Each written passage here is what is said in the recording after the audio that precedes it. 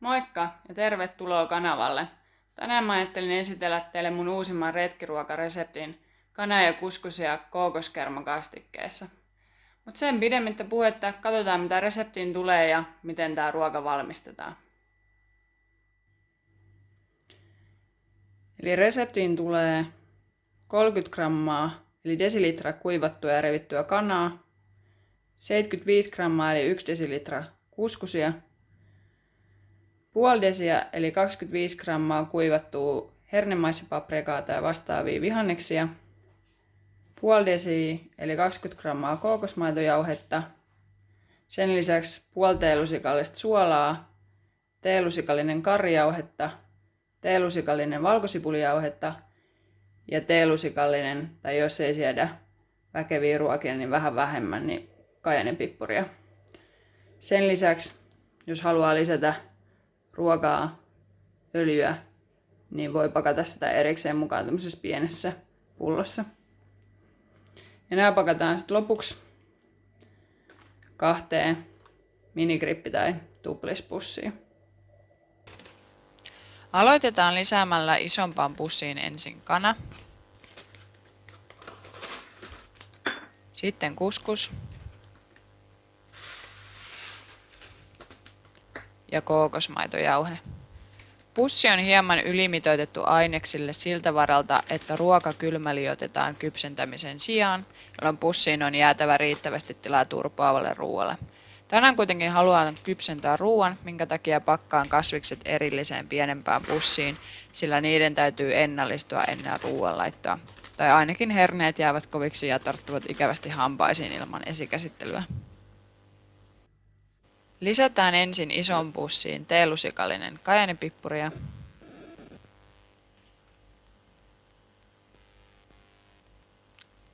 teelusikallinen valkosipulijauhetta,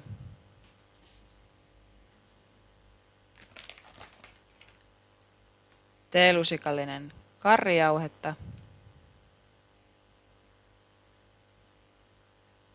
sekä lopuksi puoli teelusikallista suolaa.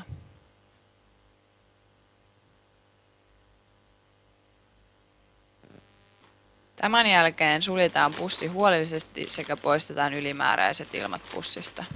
Sekoitetaan pussin sisältö huolellisesti, jotta mausteet levittyisivät mahdollisimman tasaisesti.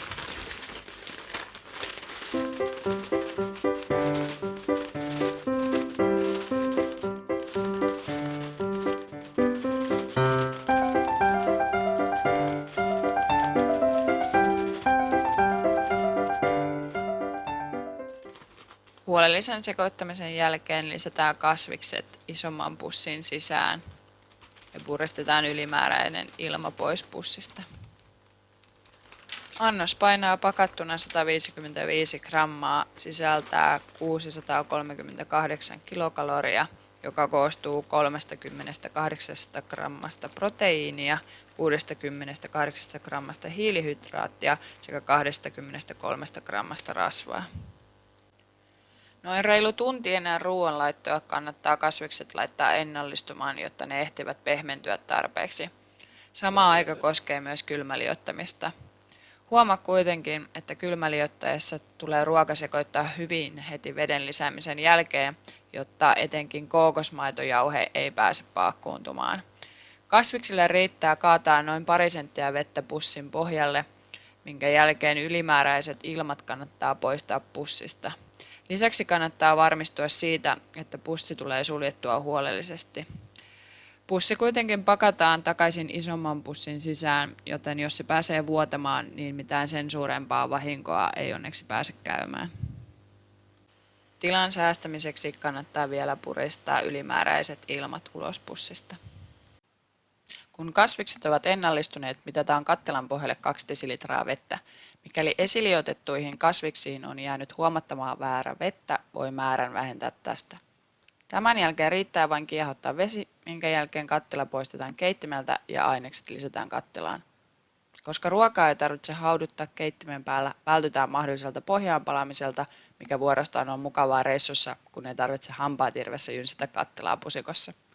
Kun ainekset on lisätty, tulee ruokaa sekoittaa huolellisesti, jotta mausteet levittyvät tasaisesti.